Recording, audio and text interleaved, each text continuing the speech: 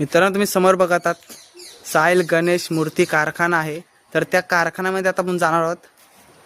आणि तुम्ही समोरच बघतात किती सुंदर सुंदर प्रकारे अशा गणपतीच्या मूर्त्या बनवलेल्या आहेत. आणि पेंटिंग पण चालू आहेत. म्हणजे चला तर जाऊयात मध्ये. हा बघा इकडे एक आहे गणपती. एक नाही बरंच आहे ते बघा. यांचा कलर अजून बाकी आहे.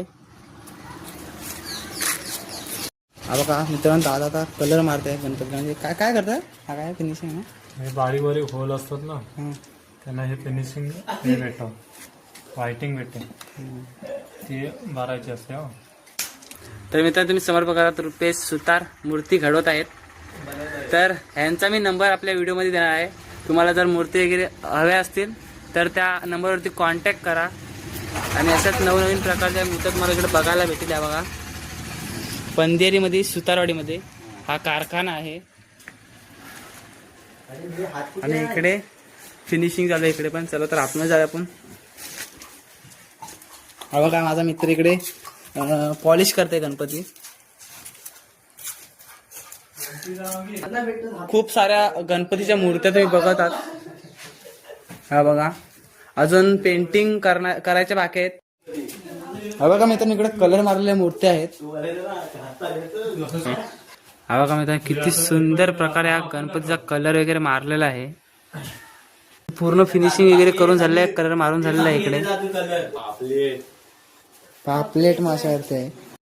हे बघा मित्रांनो अशा प्रकारे कलर भरायला लागतात बघा. मोराला कलर तुम्ही बघत आहात.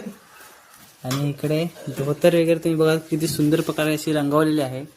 आणि पाठीमागे जो मोराचा तुरा आहे त्याला पण कलर एकदम परफेक्ट मारलेला आहे. म्हणजे रिअल दिसत आहे पूर्ण दिसायला पण. मी जितेंद्र सुतार पंढेरी सुतारवाडी मूर्तिकार. तर आपल्या इथे गणपती मूर्ती घडवण्याचे काम करतो. तसेच आपल्याला जर मूर्तीची ऑर्डर द्यायची असतील तर साहिल गणेश मूर्ती कारखाना पंढेरी सुतारवाडी येथे तुम्ही संपर्क साधा. तर इकडे वरती साहिलचं घर आहे. तर तसा साहिलच्या घरामध्ये आता आपण जात आहोत. आणि तुम्हाला मी दाखवत आता मातीच्या मूर्त्या. हा बघा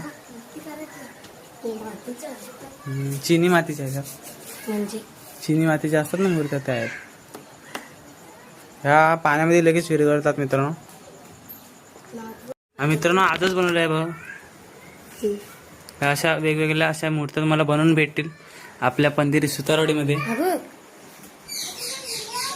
हा बघा मित्रांनो किती सुंदर गणपती आहे.